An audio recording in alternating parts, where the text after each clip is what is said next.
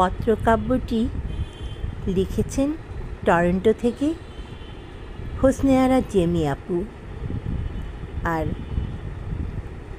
আবৃত্তি করছি আমি ইরা জেনিত। প্রিয় শুভ্র, কীভাবে স্পর্শহীনভাবে বেঁচে আছি দেখে যাও শুভ্র। প্রতিটি সকাল কাটে একটা মিষ্টি পরশের আশায়। স্পর্শহীনতা এমনি করে বেড়ে যায়, প্রতিদিন বাড়ছে দূরত্ব, অভিমান বাড়ছে একটু একটু। ভাবনার আকাশের শাখা প্রশাখা প্রতিদিন বিস্তৃত হতে থাকে,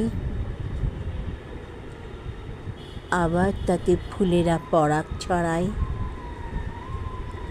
খুঁজে পাই চেনা শরীরের গন্ধ, ছুঁতে না পারার আকাঙ্ক্ষার সাথেই আমার নিত্য বসবাস।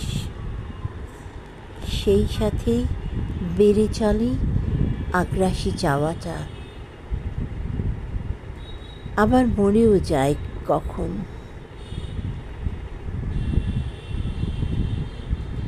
কবিগুরু যেমন করে বলেছেন, তোমার আমার এই যে প্রণয় নিতান্তই এই সোজাসুজি। কেন যেন কদিন থেকেই মনে হচ্ছিল তুমি ভালো নেই শুভ্র।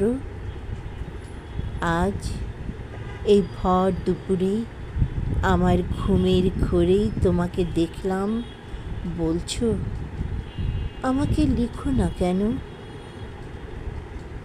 তাই তো তোমাকে লিখি না আমি কোন অভিমানে জানি না।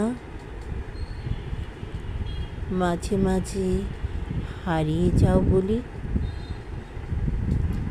বিশেষ দিনের বিশেষ ভালোবাসা।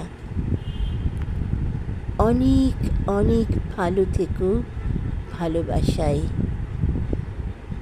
তোমার নীল। ধন্যবাদ।